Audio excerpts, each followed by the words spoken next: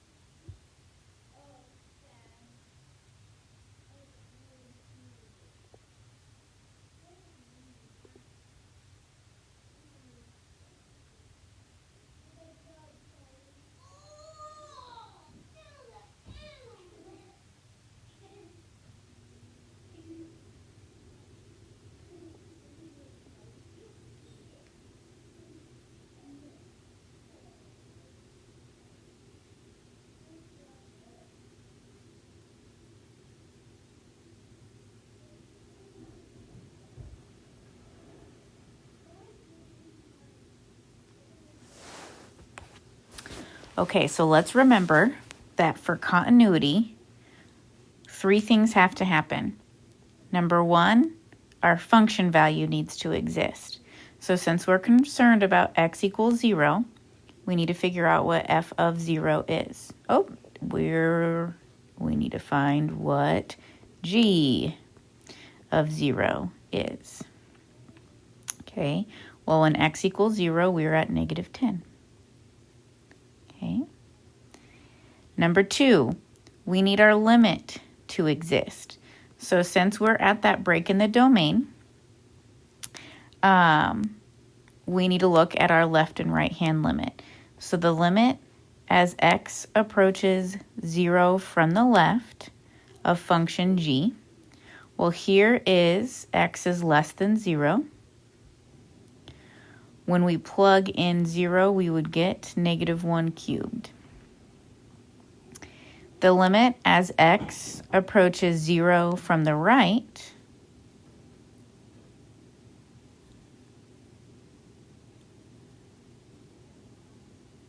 would be, if we plug it in here, x squared minus 4x minus 1 would be -1. Okay, so our limit as x approaches 0 of our function is -1. But our third condition is that these two have to be the same. So our limit as x approaches 0 of g needs to be the same as our function value at g of 0. And as you can see, they are not the same. So this is not continuous at x equals 0.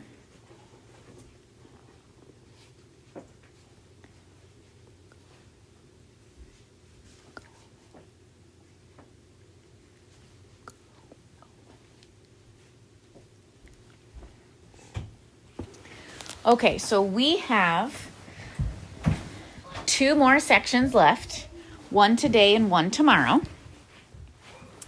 On Monday, we will review for our quiz that will be Tuesday. And then we'll have 2 days of review for our unit test that will be next Friday. Okay. And my plan is to be back on Monday. So a video today, a video tomorrow, and then Mrs. Homan should be back. So hang in there. Please keep in mind that you can check your answers and solutions on Calc Chat. Also, I've been holding office hours from 7:30 to 8 p.m. each evening. So if you need to hop on tonight and ask me a question, please make sure you do that. Okay? So today's lesson, we are going to talk about infinite limits, okay? Now, we've talked about the concept of unbounded behavior and how a limit doesn't exist, okay? We're going to go ahead and take the concept of unbounded behavior and we're going to describe it, if we can, with infinite limits. So while yes, the limit is still not going to exist, we can describe a non-existing limit with infinity or negative infinity if there is that certain type of unbounded behavior. Okay. So we're going to talk about these unbounded behavior. Okay, so if we do have the unbounded behavior, whether it's increasing or decreasing, then we can describe it with an infinite limit.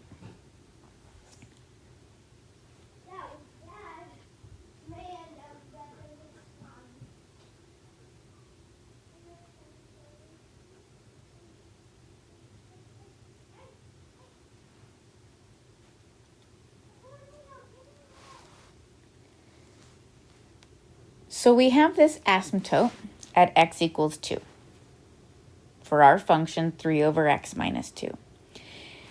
And if we look at the limit from the right, we can see that our function has that unbounded behavior towards infinity. So we're now going to describe that limit as infinity. Okay. If we look at the limit from the left, okay, we see that from the left of 2, as we approach it, we have that unbounded behavior towards negative infinity. So we're going to now describe the non-existent limit as negative infinity. Okay.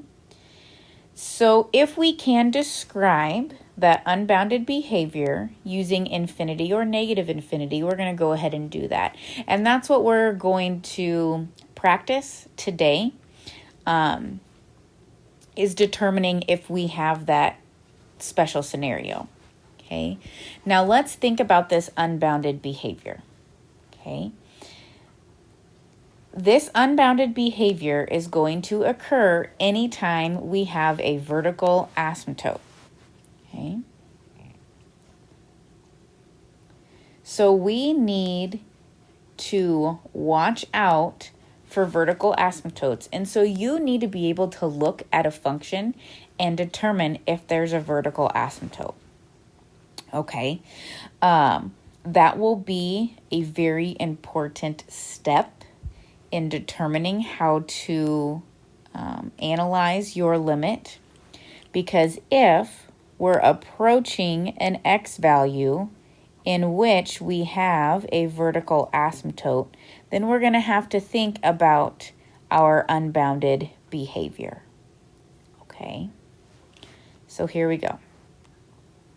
I have 3 equations here where I want us to determine if there are any vertical asymptotes. Okay, so go ahead and write down h of x for me. And if you think there is a vertical asymptote, go ahead and identify it.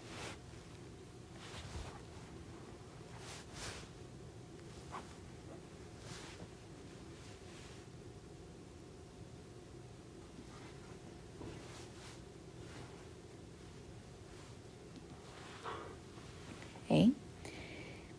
We cannot reduce this rational anymore, and 1 is going to make our denominator 0, so we have a vertical asymptote at x equals 1. Okay, so that would be, if I asked you for the limit as x approaches 1 from the right or x approaches 1 from the left, we're going to have to be careful with that unbounded behavior. Okay, go ahead and write down j of x.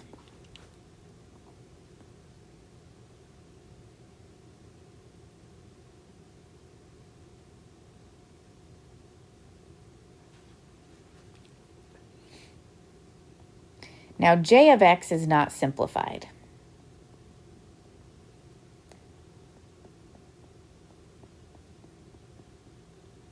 Okay, we can cross out numerator and denominator, which means we have a vertical asymptote at x equals -2 because it didn't get crossed out. It's still in the denominator. Okay, now we would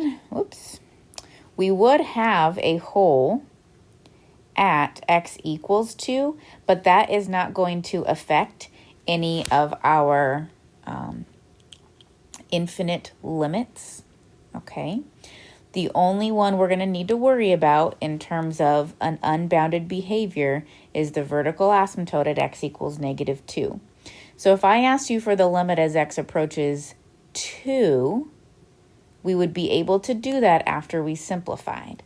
But if I ask you for the limit as x approaches -2, then we're going to have to think about the vertical asymptote and what's happening graphically.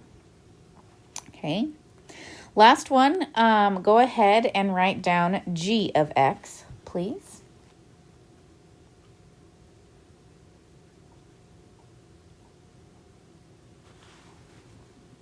Okay. Now, you did graph secant of x last year, and it's okay if it's not like coming right back to your memory, but we know that secant of x is the same thing as 1 over cosine of x, and we know that algebraically, if there's anything that makes our denominator 0, then we have a vertical asymptote if we can't cancel it out. So, think about the places where cosine is 0. And you have vertical asymptotes there. So at pi over 2, 3 pi over 2, 5 pi over 2, all of those are where cosine is 0. So we have vertical asymptotes over and over and over again, and we would describe those as pi over 2 plus pi n.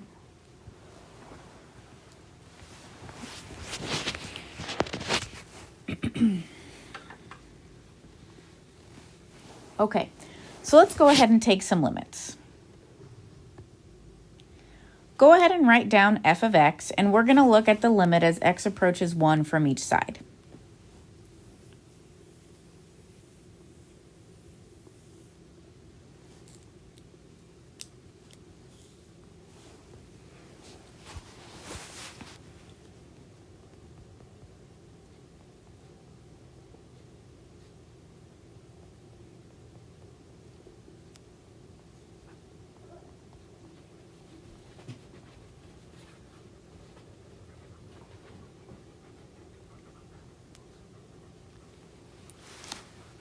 Okay.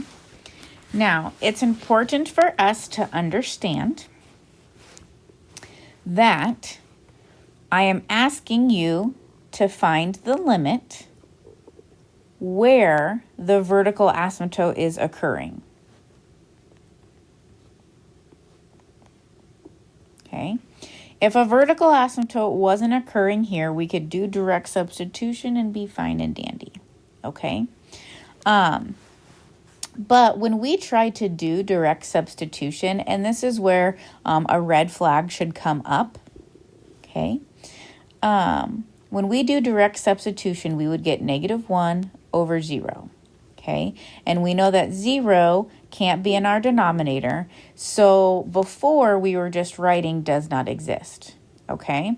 Well, now that we understand that there's a vertical asymptote there and we can describe that unbounded behavior, let's go ahead and do that. So instead of saying does not exist, let's think about what's happening in terms of our limit.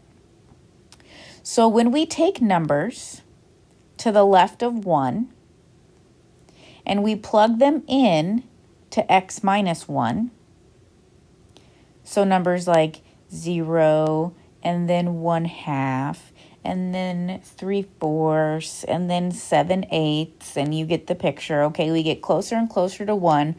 All of those numbers that we plug in to x minus 1 are going to be negative numbers. So what's happening is we are getting negative values as we approach 0. Okay, remember we're approaching. It doesn't equal 0, we're approaching 0. Okay, now let's think about this in terms of a limit. Okay, we are approaching 0 from the negative side.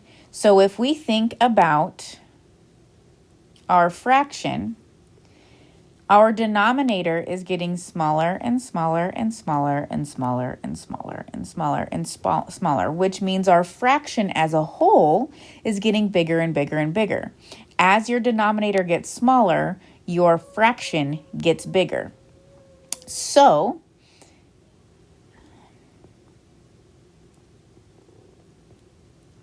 as we approach 0, this fraction is getting bigger, and since we have a -1 in the numerator and we have negative numbers as we approach 0, then our unbounded behavior is towards infinity.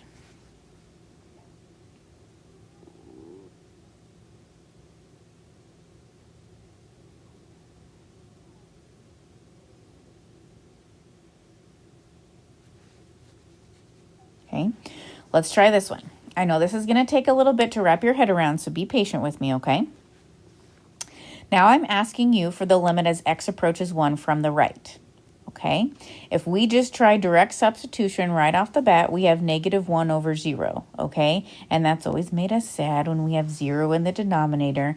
And if you were to take your quiz again, if you were to have this question on your quiz Monday, or I guess Tuesday, a few days ago, you would have written does not exist, okay? But now we know the concept of an infinite limit, so we're not going to write does not exist. We're going to describe it, okay?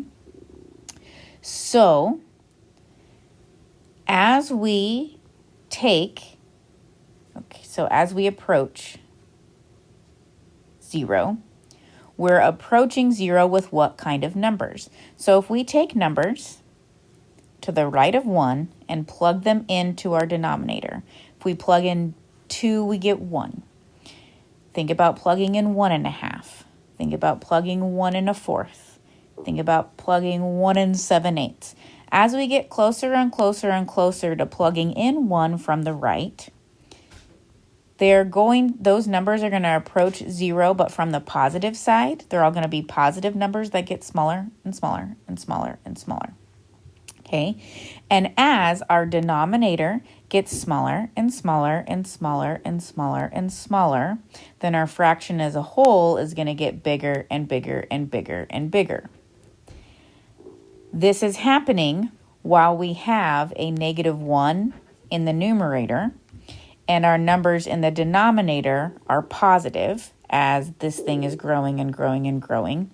So this limit is approaching negative infinity because we have the negative over positive.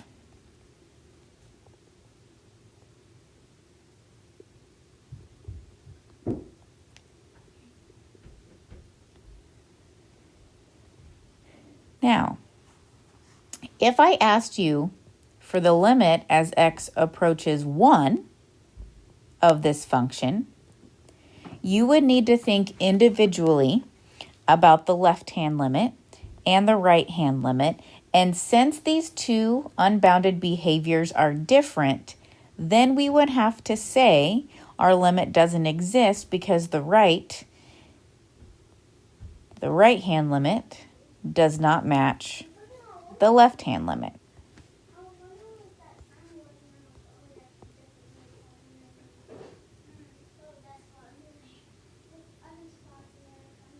Okay, let's try this again.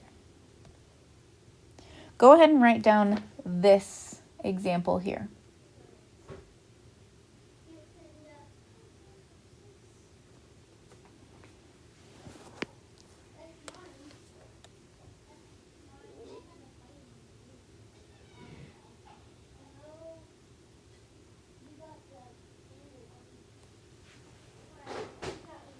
Okay, so once again, we are going to find the limit as x approaches 1 from the left of this function and the limit as x approaches 1 from the right of this function. Now, it's important to note that at x equals 1, we have a vertical asymptote happening. Okay, so we know that we can have some unbounded behavior because of this vertical asymptote.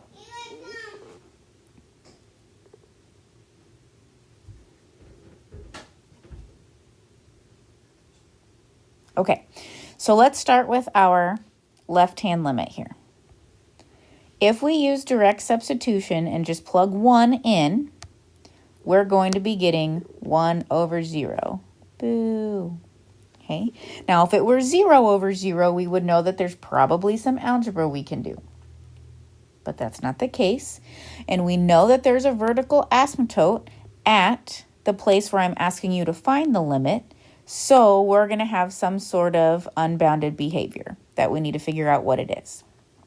Okay, so let's imagine plugging numbers to the left of 1 into this denominator. Okay, so if we plug in 0, and then we plug in 1/2, and then we plug in 3/4, and then we plug in 7/8, what kind of numbers are going to occur in our denominator? Okay, well, that square is going to help us, right? That square is going to make all of those numbers positive. So what's happening is we have 1 in our numerator. We are approaching 0 from the positive side.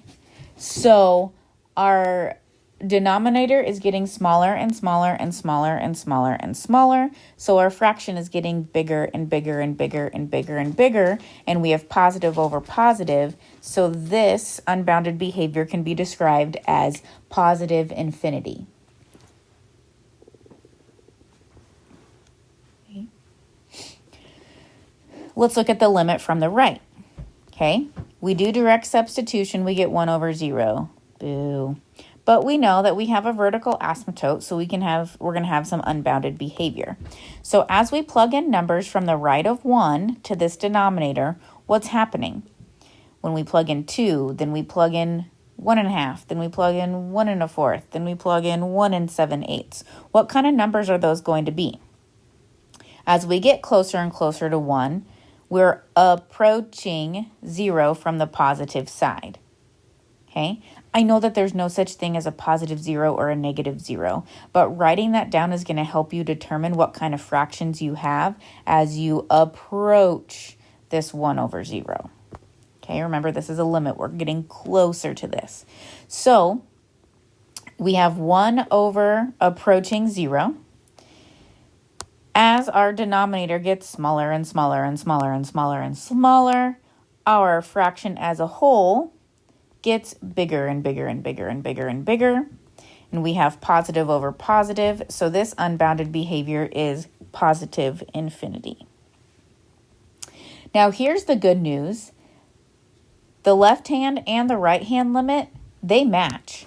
So if I were to ask you for the limit as x approaches 1 of 1 over x minus 1 squared, you could say positive infinity after you determine that the left and the right hand limits were the same, okay? Anytime you have a vertical asymptote, you are going to have to look at the left and right hand limits separately every time.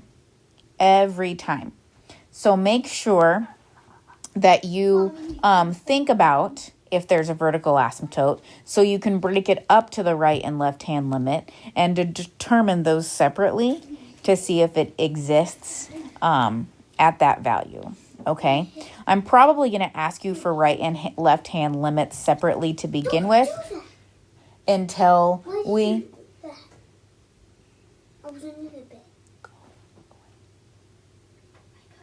Okay, until we get our heads wrapped around it. Sorry about that interruption. My children are playing hide and seek and decided that this was a good place to hide. So let's go ahead and look at another example.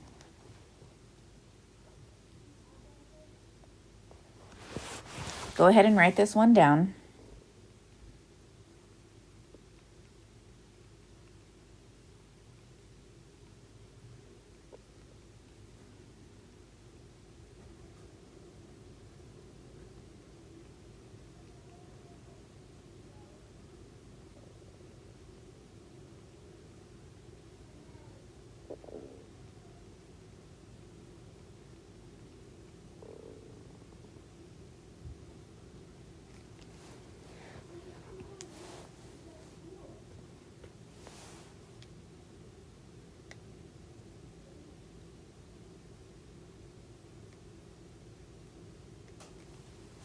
Okay, so if we use direct substitution, we're getting 2 over 0.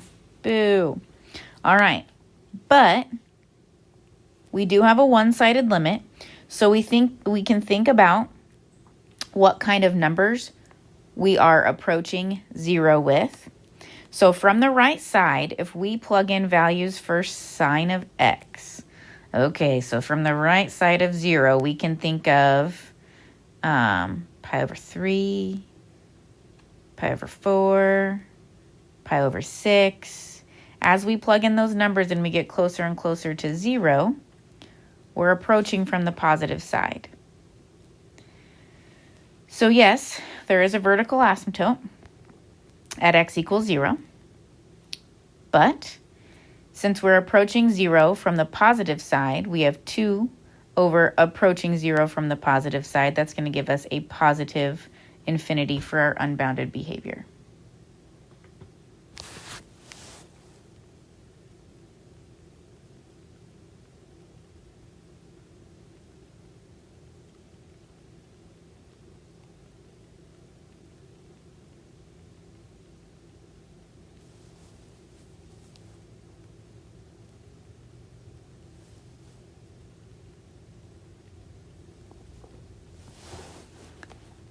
Okay, I do not think you need to write this down. This is in your book, but these are just some properties of infinite limits.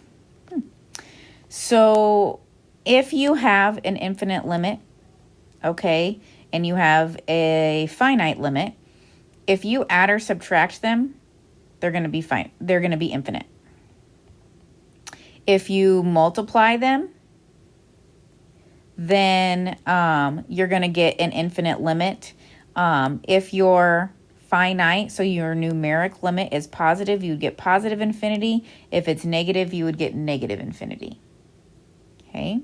And then if, and here's a fun one, if you have a limit where infinity is in your denominator, then you get 0 for your limit.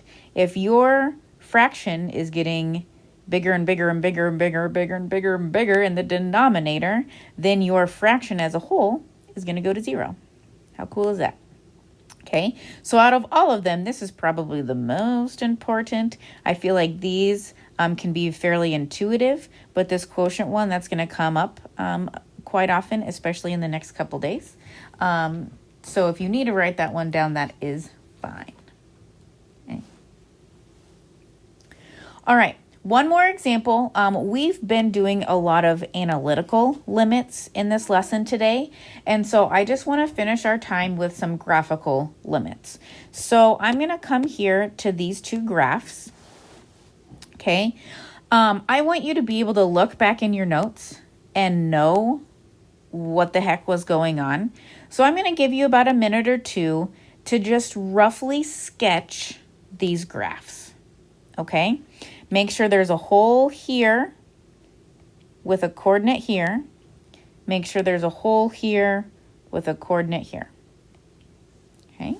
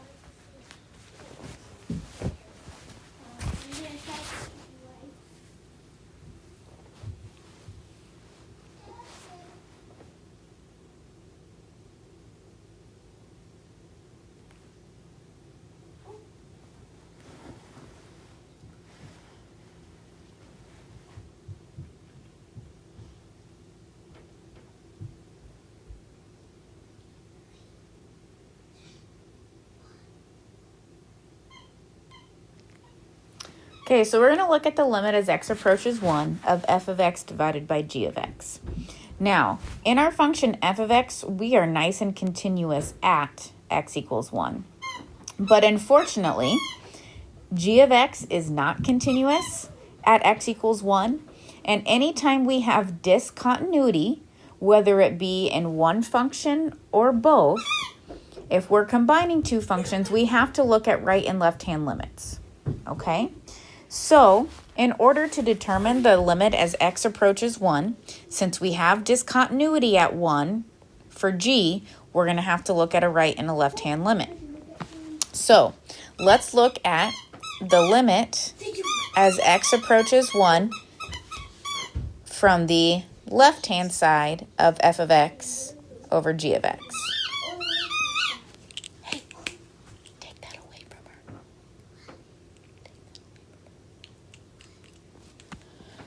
Okay, from the left side of 1, as we approach 1 from the left side here, for f of x, we're approaching 1. As we approach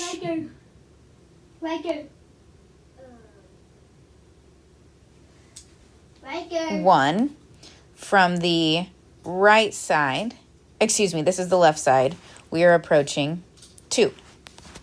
Okay. Now, the limit as x approaches 1 from the right side of f of x divided by g of x. Okay. From the right side,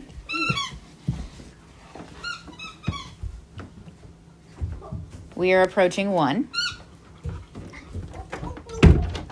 From the right side of g of x, we are approaching 1. Okay? So this does not exist. Okay? Does not exist because the right and the left-hand limits are different. Okay? Now, what if we change this up here.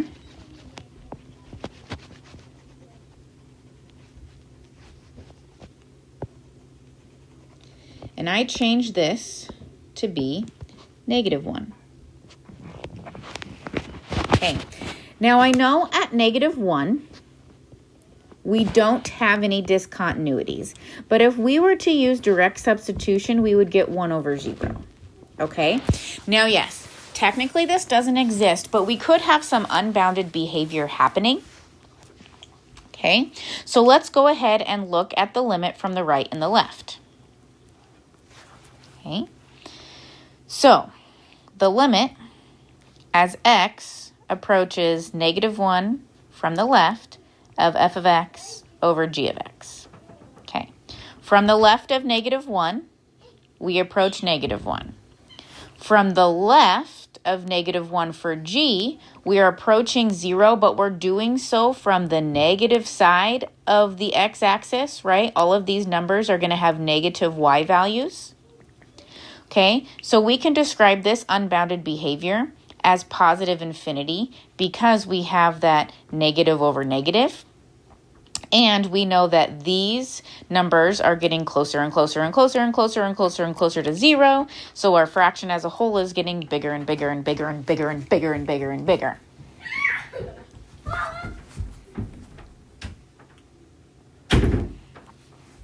Okay, oops. Now let's look at, here, let's get these erased. The limit as x approaches -1 from the right. Okay, so from the right of -1, f of x is going to approach -1. From the right, from the right of -1 on g, we are approaching 0.